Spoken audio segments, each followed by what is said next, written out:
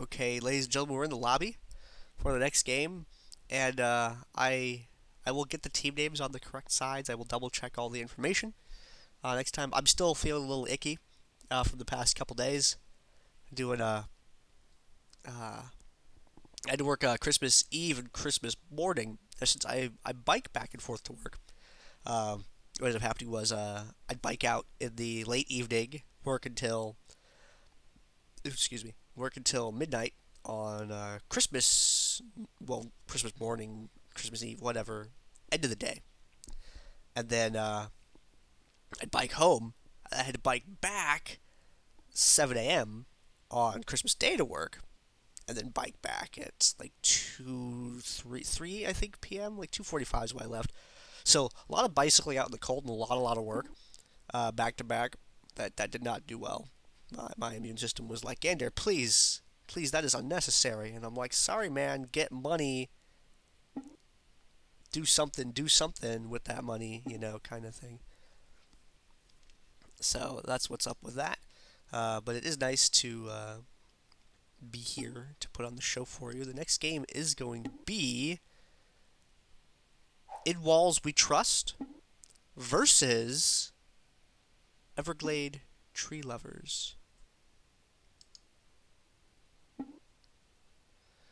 Uh, High Peoples is putting me on blast, and I deserve it.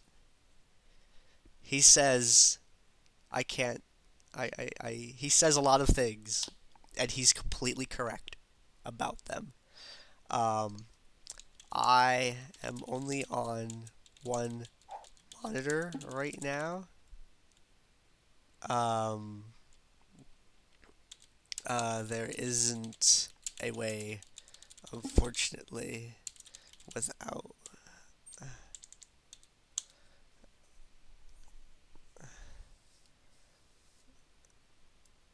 So, because I'm only on one monitor, right? Uh, I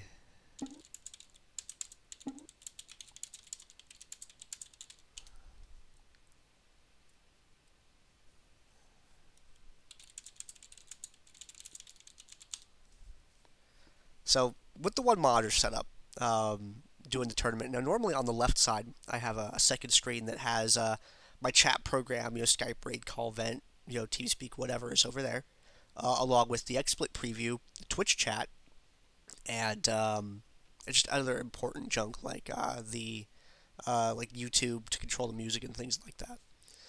And High People's is like, yo man, your team names were like effed in the last one, and I'm like, sorry.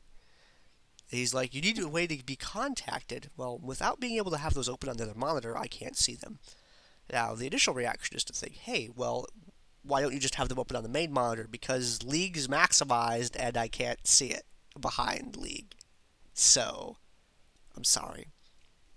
I will double check it though. High Peoples has the best, most valid complaint. Um,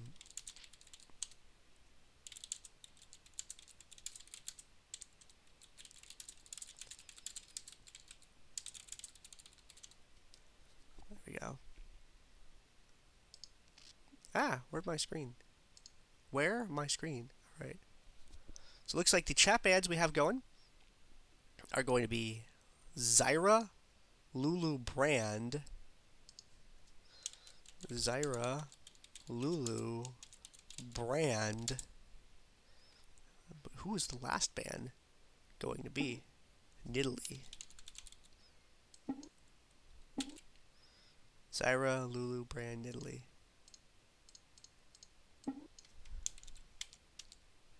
Alright. So we're now at the champion select screen here, ladies and gentlemen. Okay, so let's make sure I get these teams right. On the left-hand side, we're going to have In Walls We Trust versus, on the other side, we're going to have Everglade Tree Lovers. I don't need to change their name because it's already on the screen. The bands, I do have to make a adjustment to. Not that button. There we go. For the bands, it's going to be Maokai and LeBlanc. Extra bans, Zyra, Lulu, brand Nidalee. I really like the Zyra and Lulu bans, by the way. It's good to kick those out, especially against high peoples. High peoples' Zyra is just, it's intense. Don't mess with it. Ban it. Just don't, you don't want to fight it. I can't explain to you how important it is that you don't let that happen. A second awful thing that can happen is if Mad Saporla gets Lulu. He's the best Lulu player that we have in NA Dominion. Like, don't let him get Lulu. Unless you want to win money, by the way. There is currently a bounty on Lulu. If you give Mad Saporla Lulu, give by meaning you leave it open, you don't ban it, you just let him take it, and then you beat him and you end his perfect record with Lulu, you get $10. You get $10 for icing a 2-year competitive win streak with that champion. Frankly, I think that's a little low. But hey, I'm not going to judge. Kill Lulu, get paid. All right. There's a thread on the Dominion sub forum on Riot's League of Legends forums that talks about the different bounties. Sometimes people will put up a prize for doing a certain type of thing or accomplishing a certain sort of thing in game, which I think is really cool. That's an example of one of them. There was also another one like hit a cross map ash arrow on someone specific, like on a specific player or something like that. Lots of little fun things that we have come up with in the community to make competition a little bit more interesting. And I think that's actually really cool. I mean, there's a lot of arguments against it, but I like the idea of, hey, let player get X champ and beat it. I like challenges like that, you know. Hey, you know, land a Jinx rocket on this player, you know, from more than half map. I like little challenges and stuff. Like, just all those things are really cool. It looks like, oh dear. That's something else you ban away from high peoples, by the way. Things not let them play. I think Zyra, Kha'Zix are the top two. Things to not let Mad Saportal play, Lulu. And things to not let Sauron play. Anything in the game. He's really good. Now, what you're seeing here is a Kassadin and a Kha'Zix. And a Wukong, apparently. So let's take a look at these bans and see what's really going on. They decided to kick out Maokai and Leona, which aren't common bans. And then on the other side, we saw Annie and LeBlanc kicked out. Now, usually, you know, we see one or two target bans, and we see the big heavy hitters, Wukong, Kha'Zix, Cass, taken out. But in this instance, they decided to share. And what I mean by that is when you have two teams that play band chicken with each other, you know, like they sit around and it's like, well, hey, we're going to leave this champion open and this champion open. We're not going to ban it. We'll see if they ban it. And the other team is like, we'll see if they ban it. And then it doesn't get banned. And it's like, okay, we'll split it. So they know that the enemy team is going to pick one of the power champs. Cass, Kaz, Wukong, you know, whatever. So they pick that up. Awesome. You pick up the other two. Fair trade. Getting Wukong and Kassadin in exchange for giving up Kha'Zix, is that going to pay off for them, though? High Peoples is great Kha'Zix. We don't get to see it often, but he's really good at that champion. And Afro Dynasty, I feel like I've seen Afro Dynasty play some Wukong before and do a good job. Snide Sentinel, I don't know about Snide Sentinel on Cass. Maybe they're going to trade those off to other people, though.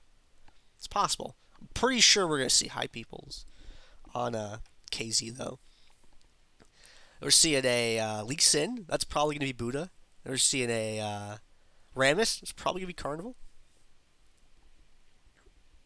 So we have 3 solid AD champs, plus whatever Supportal's going to bring to the table. And then Sauron's going to bottom lane something. Take your pill on Sejuani. That's one of the other tanks that he likes to play. This game is going to be fascinating. This is the round of 4 game. I see Beast919J4. Sauron, please. You wouldn't do that in the tournament. Not even Kha'Zix could carry Thresh. That's actually a little bit better. There you go. Sauron's Pantheon is amazing. Sauron is also the OG Jax player and the even more OG J4 player. His Jax, his J4, and his Pantheon they're just maximum scare. So we're seeing Mad's Portal highlighting Karma, which would be a very, very good pick in this situation. If he went with a more pure support character than that, it might be bad because of the amount of AD that they're bringing to the table. But Karma dishes out more magic damage than you'd expect her to, and it's actually, I think everyone is like, man, that's kind of unfair. I always see that complaint about Karma. It's like, whoa, Karma's so powerful. Man, she's ridiculous. Mantra, Inner Flame, it hits twice. All my health bar is gone. What happened? Well, you didn't move out of it before it procced, for one. Secondly, yeah, it's really good. See Bahamut Prime going with a Syndra. Well, we're still likely to see Sauron in the bottom lane with a Pantheon, even, by the way. So don't think he's not going down there. That's still something that'll happen. He will go Pantheon down there against a Syndra, and he will get Stabby Stabby. Ooh. Or could it be a Nasus against a Pantheon? Now, that would be a really interesting counter pick. If Bahamut Prime does know how to play Nasus, that's a matchup that I'd actually be very interested in seeing. Because Sauron Pantheon is a monster, but Nasus is really good at shutting that down because of Wither and his ultimate on top of that. So just when you thought you were going to get that execute on Nasus, suddenly his health pool is higher, you don't get that auto crit, and you take a Siphoning Strike to the face. You get sent back to the summoner platform. You get to think about what happened. I really like that. But does Bahamut Prime know how to play Nasus? We've only seen Nasus a few times in competition in the 2-ish years that Dominion competition's been a thing. The best person we've seen for it has been Infeed of Payzevel and Child Support, doing bottom lane with Nasus. And he was just awesome down there. Nasus has extremely good wave clear if you back Spirit Fire first. He also gets pretty solid farm. You don't really think about farm too much in this game mode, but in the bottom lane, it's very important. Those last hits, it's 120 gold a wave. That's more than a champion kill. A champion kill is only worth 100. So you keep those last hits up, you get paid a lot more than your top part of the map does. And with Nasus in particular, he's getting a little bit of that Q farm going too, especially if he can zone the opponent out. He's not really susceptible to dives because of Wither and his ultimate. So you kind of really need usually 2-man gank on this guy, especially if you're a low harass character like Pantheon is. Now, with the natural mana regen from the map, it benefits both characters a lot, because Pantheon can harass better on this game mode than he can in other ones, due to actually having some freaking mana. Nasus, because Siphoning Strike is so low on mana, he doesn't have to worry about going into mana bankruptcy if he's spamming that out. I'm really hyped for the bottom lane matchup.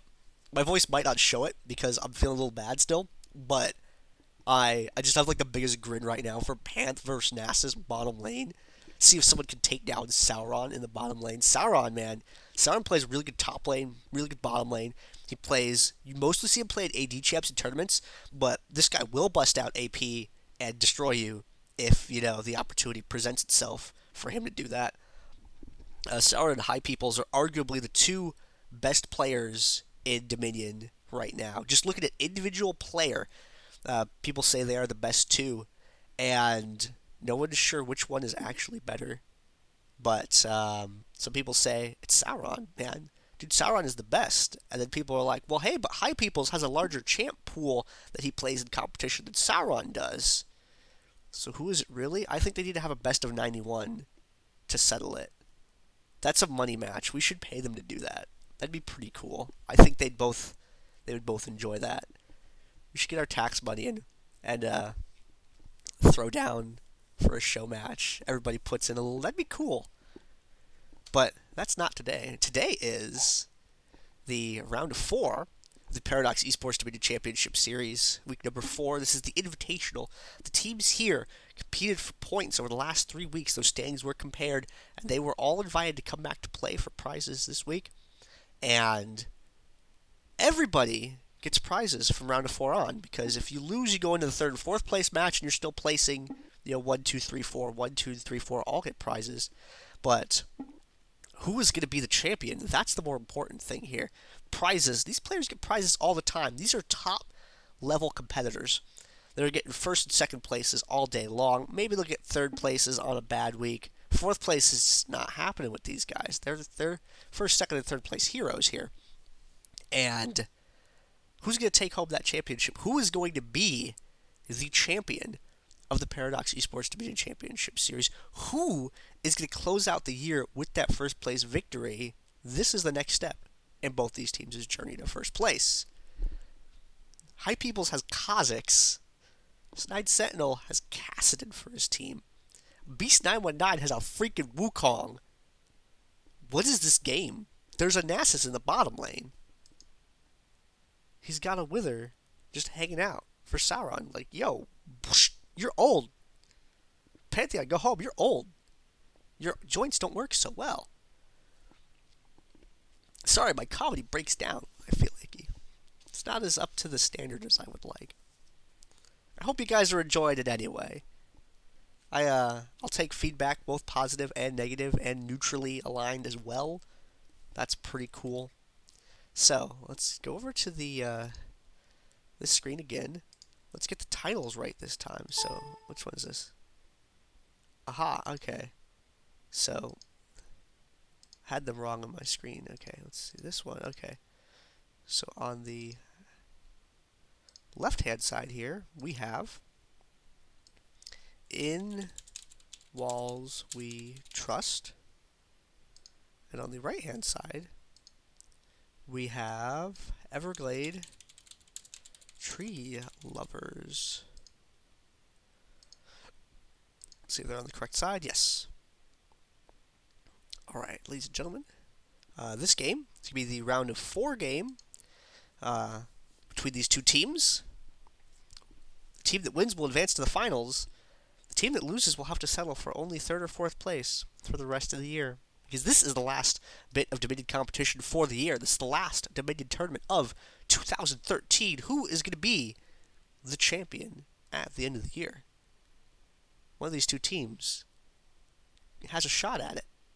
But they have to get through this round first. Emperor High Peoples playing as Kha'Zix, Buddha Rice playing as Lee Sin, Carnival playing as Rammus, Mad Supportal playing as Karma, Sauron playing as Pantheon. They make up the team In Walls We Trust. And over the other side, Afro Dynasty playing as Jarvan IV, Snide Sentinel playing as Kassadin, Take Your Pill playing as Sejuani, Beast919 playing as Wukong, and Bahamut Prime playing as Nasus. They make up the team Everglade Tree Lovers. The team names are on the correct side this time. Thank you, High Peoples, for encouraging that I double check on that. I do appreciate when people point out when things go horribly wrong. This is all of our show together, guys. I just run the camera. But if you guys can help out your viewer experience when I fail you, that's great, because I want it to be as awesome as possible for you. So you got Bahamut Prime, man. You go in that bottom lane with that Nasus. Hasn't picked his spells yet.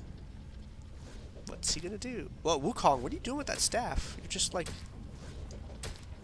Wukong? It's just like floating away from you there, buddy. How? That's... Wukong, that's gravity, and that's dangerous, little guy. Just saying. So yeah, he is going for that 2 Spirit Fire first on Nasus. So he's going to have that wave push going for him. 1 in the Siphoning Strike. The question is he going to sit on that 1 Siphoning Strike for a while and get that push power going from the Spirit Fire? Or is he going to start raking up Wither and actually go for kills against his opponent? Only time will tell. It's Sauron going down there in the bomb. Opens 1 point and everything. And Sportal getting that inner flame up first for Harass up at the top part of the fight. It's going to be a good thing to have. Wukong going 1 and everything. J4 going 1 and everything. Golden Aegis is not a terribly interesting ability, but it is very useful. Everybody heading up to the top part of the map. A little bit of a windmill fight going to go on here. Casted, not very good windmill fight. He's not a champion that we see run the show up here usually, but the fight breaks out right away. J4, great airborne. from him. Looks like Buddha Rice is going to be the first one to die, and he revives before I can even see his corpse appear on the ground. Maybe I just wasn't watching close enough. Rammus going to go down next. And oh, Beast 919 with the chase through! And High People's able to escape with that flash before getting tagged by that force push. Almost got a free trip back to the Summoner platform. Excuse me, I coughed a little. Not bad. Beast 919 Buddha Rice there. Have a little bit of a disagreement of sorts. But one of the things that's important to note about this particular combo is J4 and Wukong both have a way to ignore enemy armor. J4 has Pen, and Wukong has some armor reduction going on. Where is it? Nope, I couldn't find it. Beast 919, that stealth back away. Maybe they changed it. I was trying to find invisibility so I could say which one it was. But Wukong bringing the armor reduction is really going to help out with J4 there as well. There's J4 benefits in addition to him, so they make a pretty good team. Night Sentinel able to take down Lee Sin. High People's singling him out. Night Sentinel not level 6, not able to get away. Wukong and Sejuani heading back up to the top. Not going to be able to interrupt High People's, however, to stop the neutral. And Wukong can't interrupt anyone there, so they're just going to wait it out and back off.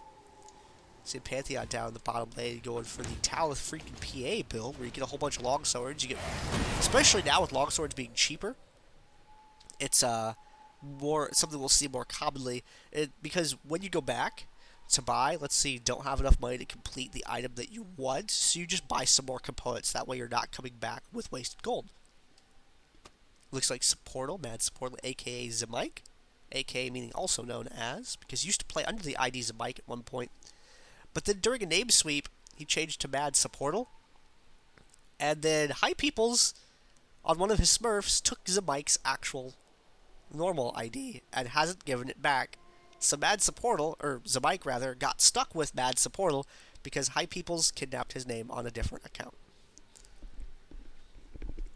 I wonder what he would have to do to get his name back. I imagine the price is very high. Doran's shield is ridiculously good. Blocks 8 damage from champion basic attacks. It's amazing. Look at that. That's a great item to start. Start with a Doran's shield and a health item. Really, really useful on tanks. If you don't play tanks regularly, man, that shield is great. Sejuani open and no boots. Don't have to worry about it. Your allies have boots. They can get to the top to interrupt. You can pick them up after the first fight.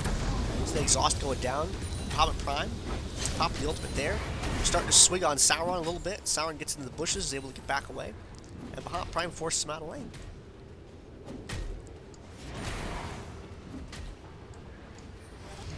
And he's got a gank going on for him as well. Snide Sentinel coming down. Ooh. Did Sauron just Aegis out through that? Yes, he did. Aegis out through Wukong. Good play by Sauron. Ooh, guys, you need to split up on a tower, please. It's for your own safety. You don't want to get that multi-target interrupt, especially not for a Banshee for 5. Pantheon come back with the Grand Skyfall, gonna obliterate Snide Sentinel's Kassadin. There, Beast 919 is going to get Cyclone through the fight. Rammus popping the Tremors there for that extra damage. Tremors is extremely good ability. He's going to move straight on across. Aphrodite is going to have to go over here to defend this point. And he's going to do it with the Golden Aegis. Gets taunted, but hey, that's okay. Aphrodite is just going to fall back to the safety of the tower, hang out for his allies to reappear there. And Bahamut Prime is going for the full-on max Spirit Fire first. So he's not going for the 2 and then go Wither after that to fight. He's just going for that straight-up wave clear.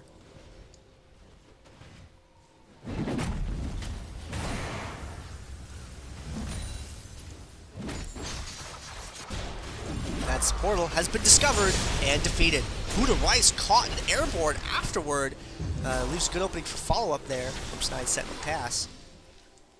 High People's and the Carnival now, the only 2 left alive. They can't really do anything except for gank bottom. They cannot pull a 2v4 defense up top, but they can destroy Bahamut Prime. Although Sauron does a really good job of doing that by himself, and he doesn't seem to need no help. Need no help. That was incorrect. He doesn't need any help. He's not requiring of assistance at this current time.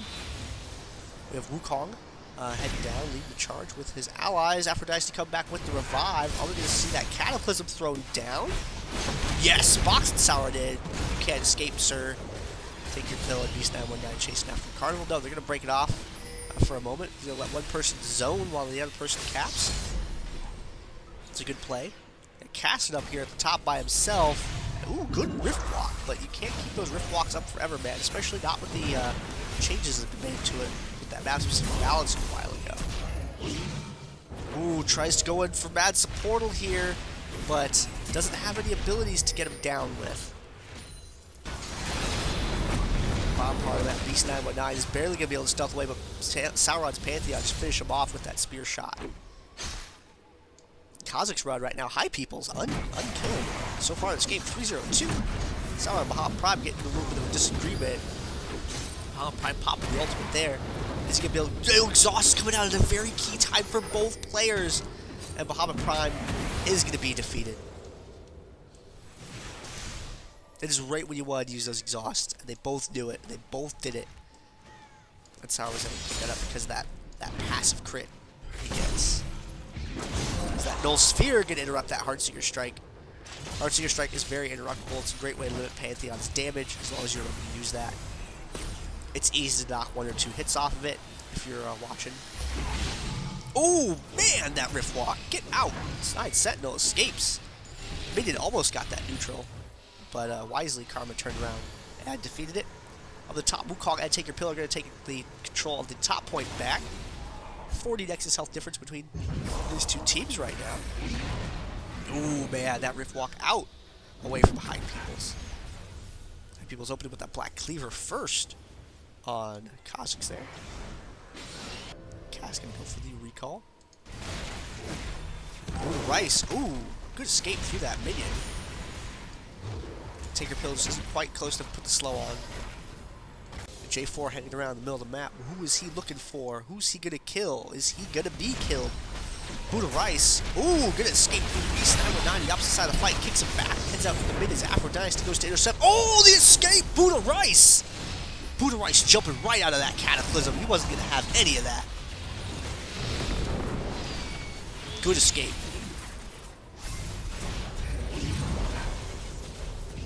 Taken down by Kassadin though. Kassadin picked up the double kill there. Turned their attention towards Mad Support. Oh, the slow on Carnival and the Rift Walk through means Snide Sentinel was not going to be targeted by Rammus's taunt the way that they wanted. And, oh man, Snide Sentinel, get out of there. You are one inner flame away from, like, unmitigated disaster. Aphrodite to get a recall as well. Karma cannot push up against that Sejuani by herself, so it's very safe for them to use that recall now. It does not put their allies in any sort of danger. And Bahamut Prime down here has died 4 times. A lot of pressure on his tower all game long so far. But the longer the game goes on, the more damage he gets. Hanging out at 60 right now. Throws down that Wither on Sauron. Throws down that Spirit Fire as well. Wither coming in from the back though. He's going to contribute to this fight a little bit. Bahamut Prime is going to be defeated. Nasus is not very good at 1v2. Pretty solid at the 1v1 though. And with him dead, it's going to force his allies to come down here to cover. Wukong finds Kha'Zix in the jungle, and High People is just going to leap on back. Sauron there low on health. Could be intercepted by Beast 919. Oh, that Nimbus strike through for Buddha Rice. Instead, the Cyclone not connecting with anyone. Oh dear. Didn't even manage to tag Sauron at the last moment there. Glacial Prison, no, not enough. Could not get to the health relic in time. Sauron picks it up too to disable Take Your Pill from being able to get that KB. Everything went so unfortunate there for them.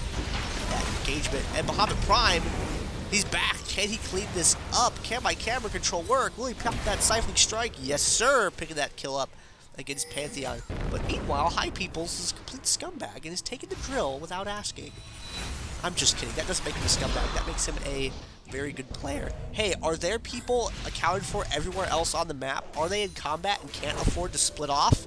If the answer to that is yes, then you can go and pick up another point on the map. And that's exactly what he did there. He saw the fight and bomb. He saw what was going on with the top part of the map. He said, hey, all the enemies are accounted for. I can go and do this safely. He did, and it paid off great for his team. Carnival on the bottom. He's going to pull off the neutral here. Quest objective point. Good zoning. Flag toss. No, not going to do the flag toss there. To interrupt it. He's going to save that for a moment. Bahamut Prime, living for a little while there, finally gets taken down by Pantheon. Sauron ends people with that Pantheon, man. It's pretty scary. So good zoning, really good engagement there from In Walls We Trust team in that last part. Having Carnival hang out, capping, having other people hang around different areas to try to zone back, to keep them from being interrupted. Gave them a lot of channel, got them that neutral really easy, and then they were able to pick up the fight from there. Side set will come back. Oh, supportal! Just leave one person to hang out to interrupt. And you can do things like that. Bahamut Prime coming back. Take your pill. Retreat. Oh, defensive Glacial Prison. That's not something that you want to see happen. High Peoples is going to be able to leap strike out. Afro Dynasty should still have it under control. Nope, Snide Sentinel's going to snipe it out. Instead, Afro and Bahamut Prime. Can they deal with Buddha Rice? Buddha Rice exhausted. And they're going to take him down. Looks like pick him up with Siphoning Strike 2. Good, good, good. 96 stack on that so far. Oh, Snide Sentinel! Dun dun dun dun. Dun dun dun dun. Dun dun dun dun dun dun dun dun dun dun. So sad. Take your pills, you're going to recover the drill, put them back at 2 points, going to slow that Nexus health drain that they've been suffering right now. That 4 cap was particularly brutal. You don't see them too often at this high level of play. When you do, they're usually not going on to you for that long. So that was a nice lead that they gained for themselves in the process of doing that. Pantheon comes in with the Grand Skyfall. Now is going to drop right in on this fight. Beast 919 taking a lot of damage there. Take your pill, having to retreat away. Afro Dynasty, 5-man engagement up here at the top. Bahamut Prime pushed across down the bottom to try and take that point back. So they're going to break away from the drill, heading towards the bottom part of the map. They want to get a neutral. They want to get something else going, really make that 5-man play worth it. And Carnival heading down here to deal with Bahamut Prime. But Bahamut Prime, I don't think, is too afraid of him. I mean, he doesn't have a Thornmail. He does have quite a lot of armor. But outside defensive ball curl, Carnival is going to be outloading a lot of damage on Bahamut Prime. Especially when he has to stand inside of that Spirit Fire, taking that extra damage. Bahamut Prime doesn't look like he wants to deal with it anymore, though. He's breaking it off. Top part of the map, they weren't able to get anything rolling there. And that's the risk that you take sometimes when you bring your bottom laner up. Good neutral from Bahamut Prime. Hand out there. Oh, Kha'Zix is looking for him. Be careful, man. There's bad things in the jungle. Sauron's going to break that off. Bahamut Prime, unfortunate situation between the two of them. Popping the ultimate there. Still might not be able to make it out of this. Snide Sentinel is going to be able to bail his ally out. No, not quite. He was able to pick up the KB against Kassadin there, but he's going to hang around to defend instead of pursuing Pantheon. Everglade Tree Lovers was able to get the windmill out of that engagement. After the post-engagement, when they went down to respond to Bahamut Prime's presence, they will pick it up. Saw, hey, there's a lot of people down in the lower part of the map. Let's push for windmill. And they got it. So they're back in the cap advantage here, but they still have a large Nexus health deficit to recover before they're going to be able to bring this game back under their control. Down about 110 points-ish. Give or take a bunch of numbers.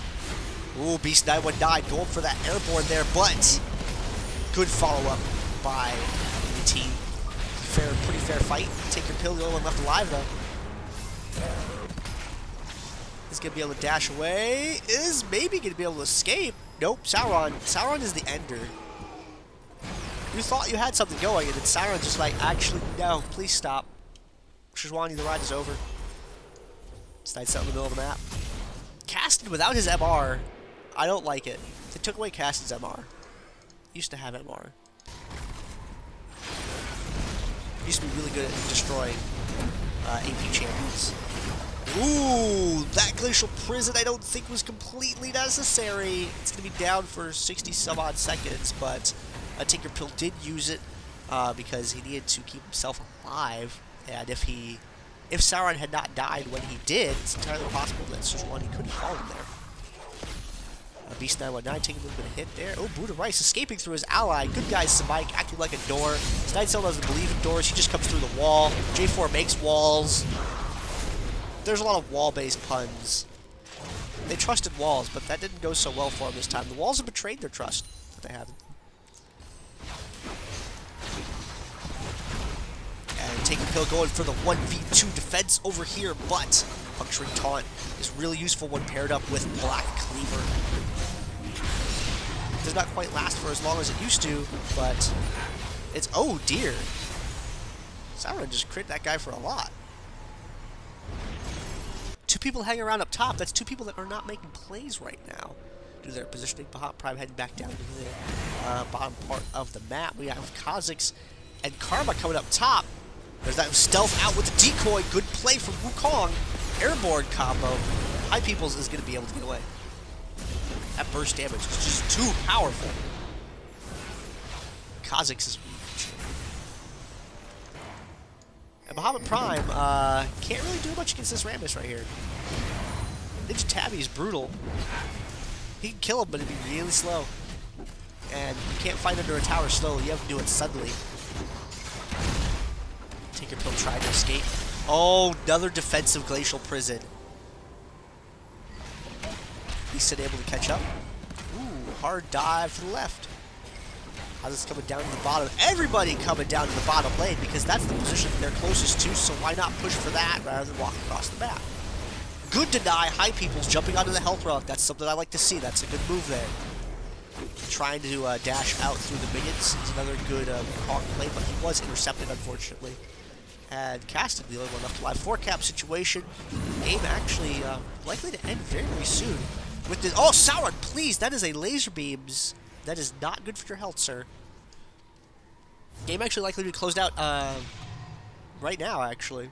They can't really do anything in this position. They get their bottom point back, but they don't have the map position to really push for anything else except maybe make a suicide dive for the bottom. But they can't really do anything there. And in Walls We Trust, he's going to advance on to the finals. Unless something... no, they have Rammus up at the top. They can't burst him down fast enough to flip that. And Kha'Zix down at the bottom. It's going to be a little bit too much delay for them to deal with as long as he plays it smart.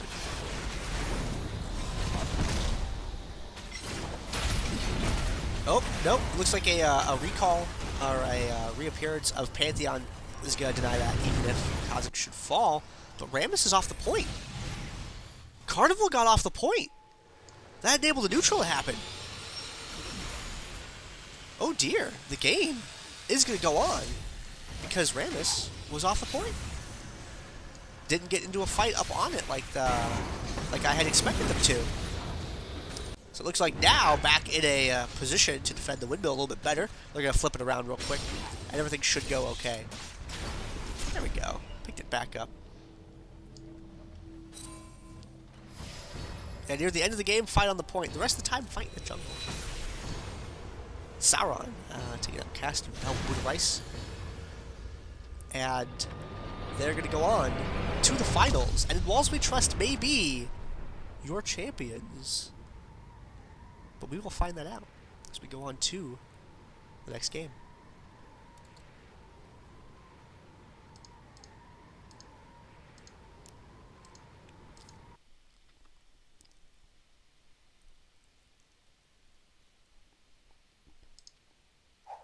Okay. Take a look at the post-game lobby screen here. Sauron, 19-6. Number of kills equal to minutes in the game. Abso-freaking-lutely. That's how you know you did a good job. Alternatively, when you break 50,000 damage in a 50, we break 50-ish thousand damage in a 20-minute, in an over 20-minute game, you know, that's how you know you also did a good job. So 50k damage or kills equal minutes in the game or greater, then that's nice. So Sauron, really doing some good stuff there. Take a look at damage dealt to champions. Oh dear. He's the bottom laner, ladies and gentlemen. The bottom laner. Highest damage dealt to champions during the game, most kills. He's the bottom laner. Oh dear. And time spent dead. The graveyard hero, Nasus, with 211. Also known as Not Quite Buddha Rice. Now, what was that largest critical strike at? What did I see there? Yeah, 993. That's what I saw. Sauron blasting that out against Bahamut Prime down the bottom lane. we're going to go to the next game in just a couple of moments here, so stay tuned. And we will bring you the finals coming up next. Coming up like instantly next.